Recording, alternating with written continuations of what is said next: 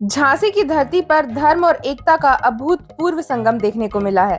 बाबा भागेश्वर धाम के पीठाधीश्वर पंडित धीरेन्द्र कृष्ण शास्त्री की सनातन हिंदू एकता पद यात्रा ने पूरे देश का ध्यान अपनी ओर खींचा है। भगवा झंडों के साथ लाखों श्रद्धालुओं की भीड़ और इस ऐतिहासिक यात्रा में जब बॉलीवुड के संजू बाबा यानी संजय दत्त और WWE के द ग्रेट खली शामिल हुए तो माहौल और भी खास हो गया। संजय दत्त न सिर्फ इस यात्रा में शामिल हुए बल्कि करीब 2 किलोमीटर तक पैदल चलते नजर आए। उनके जुड़ने से श्रद्धालुओं का उत्साह सातवें आसमान पर पहुंच गया। उन्होंने बाबा बागेश्वर के साथ जमीन पर बैठकर चाय भी पी और जब WWE के द ग्रेट खली यात्रा में दिखे तो हर कोई चौंक गया।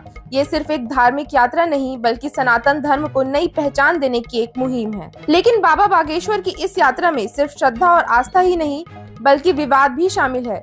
संबल हिंसा पर उनका बयान सुर्खियों में है।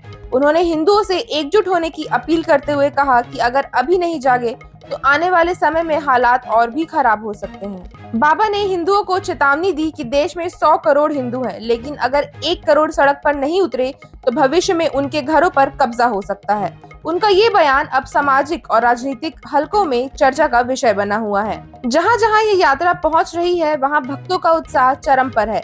घरों के सामने फूलों की बारिश और बाबा की आरती ये इस बात का सबूत है कि बाबा बागेश्वर की हिंदू एकता की ये मुहिम जन जन के दिलों तक पहुंच चुकी है।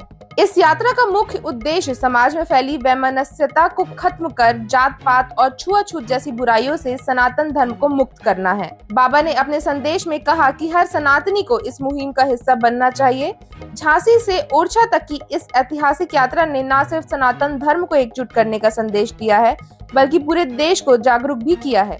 बाबा बागेश्वर की हिंदू एकता यात्रा आस्था, एकता और जागृति की एक मिसाल बनकर सामने आई है। अब देखना ये है कि बाबा का ये अभियान आगे कितना असर डालता है। बाबा की इस यात्रा के बारे में आप क्या सोचते हैं, हमें कमेंट में बताइए और ऐसी ही वीडियो के लिए चैनल को सब्सक्राइब करें।